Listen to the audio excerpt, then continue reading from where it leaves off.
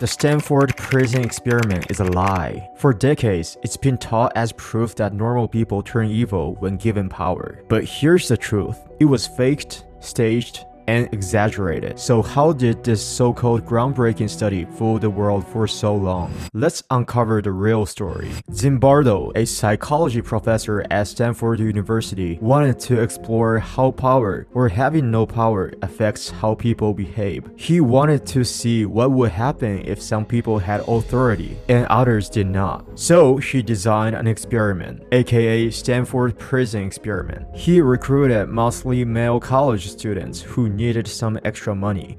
He split them into two groups randomly. One group got guard uniforms, plus sunglasses and whistles. The other group got shapeless smocks with ID numbers instead of names, like Prisoner A612 or Prisoner A19. To make this feel real, Zimbardo worked with the local police to arrest the prisoners at their homes. They were handcuffed, taken to the station, and then brought to the fake Stanford basement jail. The purpose was to strip them of their personal identity and make them truly feel like they were in prison. At first, none of this seems too extreme. These are standard role-playing techniques. But this is where the drama starts. Zimbardo claimed that soon after the study began, the guards started handing out random punishments, like forcing prisoners to do push-ups or humiliating them in other ways. Some prisoners became panicked or emotionally upset. We are told that within a few days, it was so bad that Zimbardo decided to end the experiment. Within months, this dramatic prison experiment showed up in newspapers and magazines everywhere.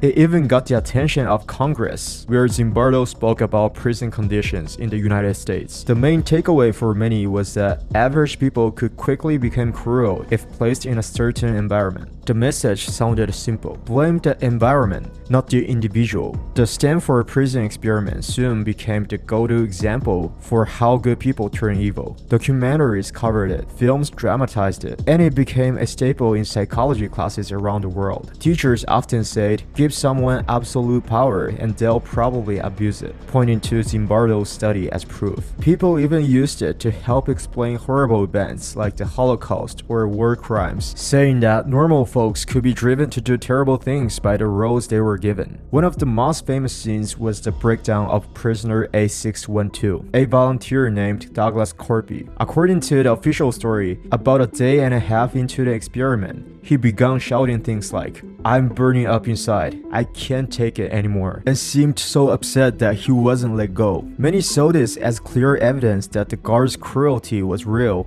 and the situation was extremely harmful. But here's where the story takes a big turn. Years later, Douglas Corpy admitted he'd faked his breakdown. Why? He wanted to study for his graduate exams and wasn't given his study materials. He had expected free time, but instead found himself stuck in a boring, stressful environment. So, he put on a big show, hoping that if he acted upset enough, they'd send him home. He wasn't really having a mental crisis, he just wanted out. On top of that, other prisoners said they tried to leave but were told no, even though the consent forms they signed said they could quit at any time. In fact, notes from the experiment show that Zimbardo told his staff prisoners could only go home if they had a medical or psychological emergency. Otherwise, they had to stay. And this caused real confusion.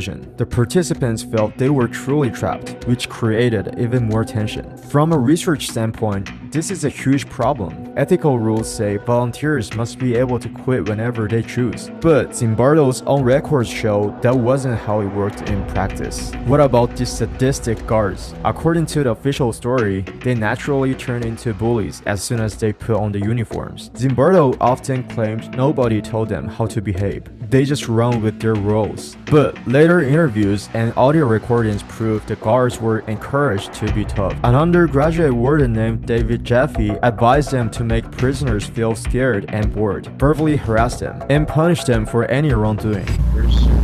Right, but generally you've been kind of in the background. Part of that is my fault because I've gone along with when you wanted to sit outside while they were doing count or that sort of thing.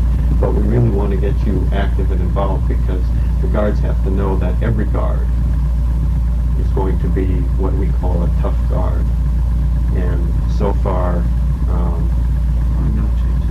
yeah, well, you have to kind of try and get it in you.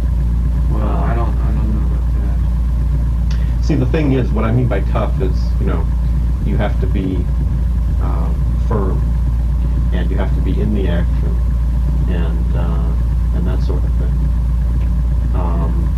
It's really important for the workings of the experiment. I'm sorry.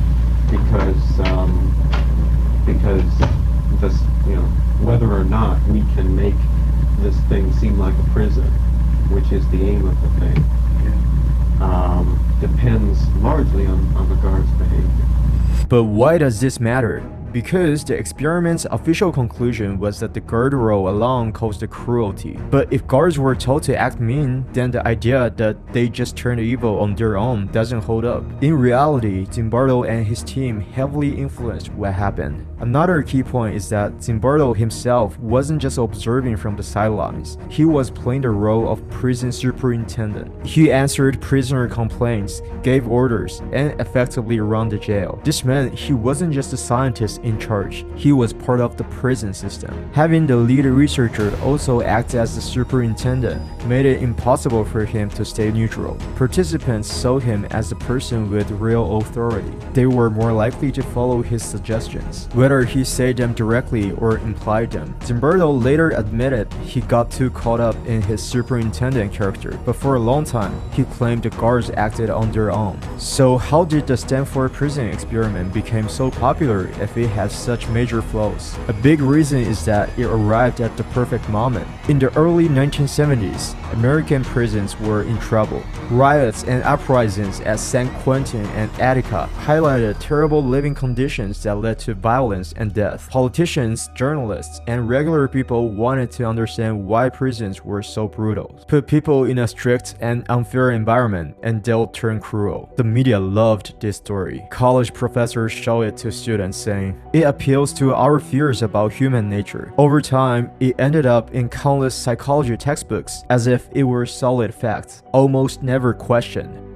Move forward to 2018, when journalist Ben Blum wrote an in-depth article about the experiment. He had access to old tapes and new interviews with people who took part. He found that the famous prisoner breakdowns were often encouraged by the researchers, and sometimes the participants even pretended to be more upset than they really were. Around the same time, a French scholar named Thibault Letexier explored Zimbardo's archives at Stanford. He found transcripts showing that prisoners weren't allowed to leave freely and that staff instructed guards to be as tough as possible. And this completely clashed with the official story that the guards acted harshly on their own. One of the most important elements of a scientific experiment is replication, trying an experiment again to see if you get the same result. When a similar prison study was carried out in the UK called the BBC Prison Study, the guards did not automatically become abusive, and the prisoners didn't have the same dramatic breakdowns. Instead,